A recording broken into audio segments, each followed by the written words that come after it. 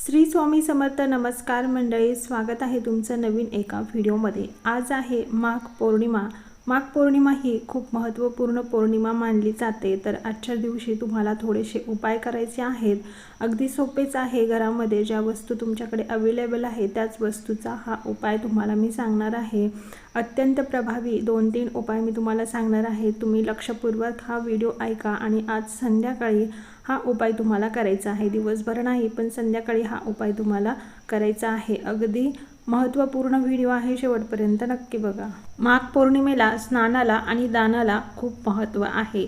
ज्यांना शक्य होतं ते पवित्र नदीच्या ठिकाणी स्नान करतात, पण ज्यांना शक्य नाही त्यांनी घरीच आपल्या अंघोळीच्या पाण्यामध्ये गंगाजल टाकून स्नान करायचं आहे.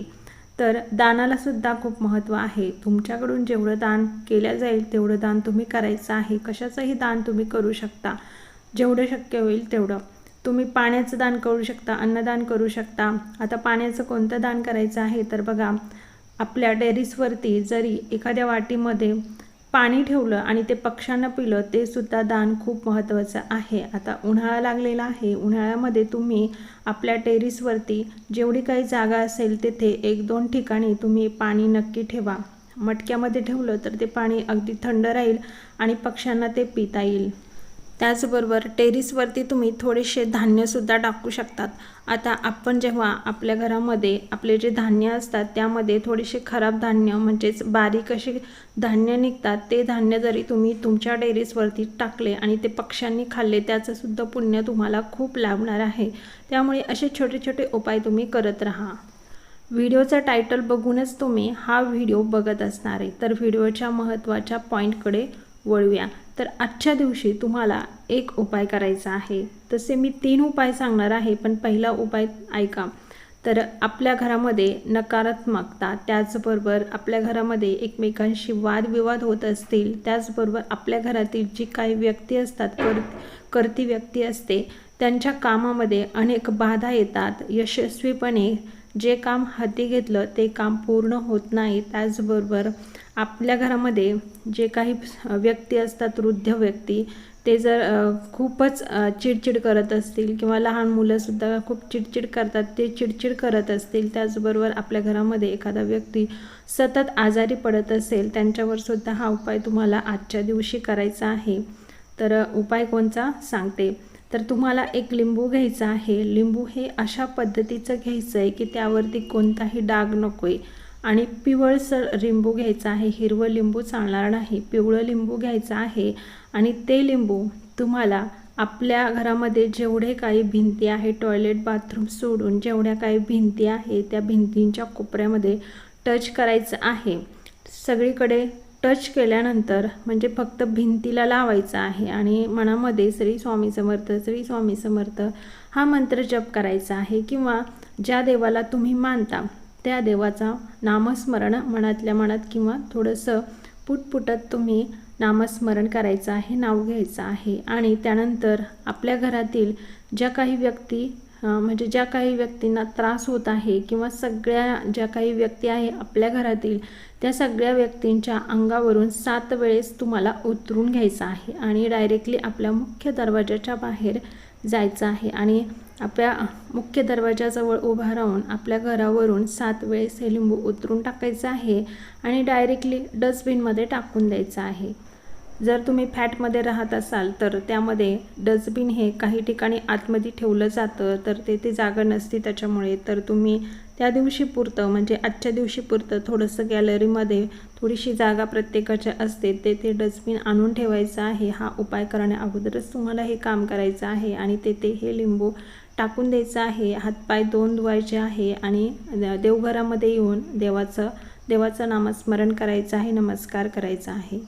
त्यानंतरचा उपायसुद्धा हा लिंबाचाच आहे. तर तुम्हाला तसंच एक पिवळं लिंबू घ्यायचं आहे, फक्त ते अर्ध कट करायचं आहे. आता कशा पद्धतीने कट करायचं, उभं कट करायचं नाही. नॉर्मली तुम्ही जेवणामध्ये जेव्हा लिंबू वापरता घेण्यासाठी तर तसंच कट करायचं आहे. अर्धच लिंबू तुम्हाला या उपायासाठी लागणार आहे. अर्ध लिंबू उरलेलं तुम्ही खाण्यामध्ये वापरू शकता, काहीच प्रॉब्लेम नाही. तर अर्ध लिंबू घ्यायचं आहे आणि त्यामध्ये तुम्हाला अख्ख्या लवंगा, या 7 लवंगा घ्यायच्या आहे आणि त्या लिंबावरती खोचायच्या आहेत. जे फूल आहे ते वरती करायचं आणि जे देठ आहे त्या देठ हे लिंबामध्ये जाईल अशा पद्धतीने 7 लवंगा त्या लिंबामध्ये खोचायच्या आहेत.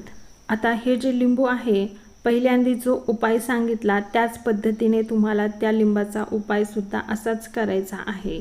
संपूर्ण आपल्या घरातील जे व्यक्ती आहे त्यांच्यावरून उतरून टाकायचं आहे. विशेष करून जे व्यक्ती अत्यंत त्रास देतात, चिडचिड करतात, त्याचबरोबर आजारी आहे किंवा अभ्यासामध्ये मन लागत नाही, त्याचबरोबर खूप हुशार आहे पहिला, म्हणजे खूप हुशार होता पहिला आणि आता अगदी त्या मंद झालेला आहे, म्हणजेच त्याला दृष्ट लागलेली आहे असं समजायचं आणि त्या व्यक्तीच्या अंगावरून हे लिंबू उतरून टाकायचं आहे. अत्यंत प्रभावशाली हा उपाय आहे. हा उपाय तुम्ही आज संध्याकाळी न विसरता करा. तर पहिला उपाय जो सांगितला त्याच पद्धतीने तुम्हाला हा उपायसुद्धा करायचा आहे. त्यानंतरचा तिसरा उपाय आहे. हा उपाय मला तर वाटतं सगळेच जण करत असतील. ज्यांच्या घरामध्ये लहान मुलं आहे त्यांना तर हा उपाय माहितीच असेल. तर तुम्हाला खडा मीठ घ्यायचा आहे. खडा मीठ नसेल तर साधं मीठ वापरलं तरी चालेल, काहीच अडचण नाही. पण खडा मीठ हे घरामध्ये नेहमी ठेवत चला.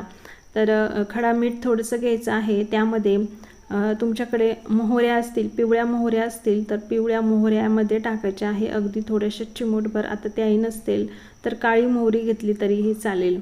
त्यामध्येच तुम्हाला अख्ख्या लाल मिरच्या टाकायच्या आहे. 7 लाल मिरच्या टाकायच्या आहे. काही 5 मिरच्या टाकतात, पण 5 मिरच्या त्या उपयोगाच्या नाही, त्याच्यामुळे 7 मिरच्या तुम्हाला यामध्ये टाकायच्या आहे. मिरच्यांना देठ असावेत, तर अगदी ओल्या मिरच्या नको आहे, वाळलेल्या 7 मिरच्या यामध्ये चालतात. तर मिरच्या टाकायच्या आहे आणि आपले जे केस निघतात विंचरताना ते केस यामध्ये थोडेसे टाकायचे आहेत. त्यानंतर हे सगळं घेऊन आपल्याला जे घरामध्ये सतत आजारी पडत असतील, चिडचिड करणारी व्यक्ती असेल, त्यांना खूप त्रास होत असेल, नॉर्मली ते राहत नसतील, तर त्यांच्यावरून 7 वेळेस हे जे मिरच्या वगैरे आहेत ते सगळं 7 वेळेस उतरून टाकायचं आहे. उतरून टाकताना त्या व्यक्तीचं तोंड पश्चिम किंवा पूर्व दिशेला असावं, दक्षिण दिशेला तोंड करू नये. तर 7 वेळेस उतरून टाकायचं आहे आणि थोडासा जाळ करायचा आहे आणि जाळामध्ये हे सर्व टाकून द्यायचं आहे.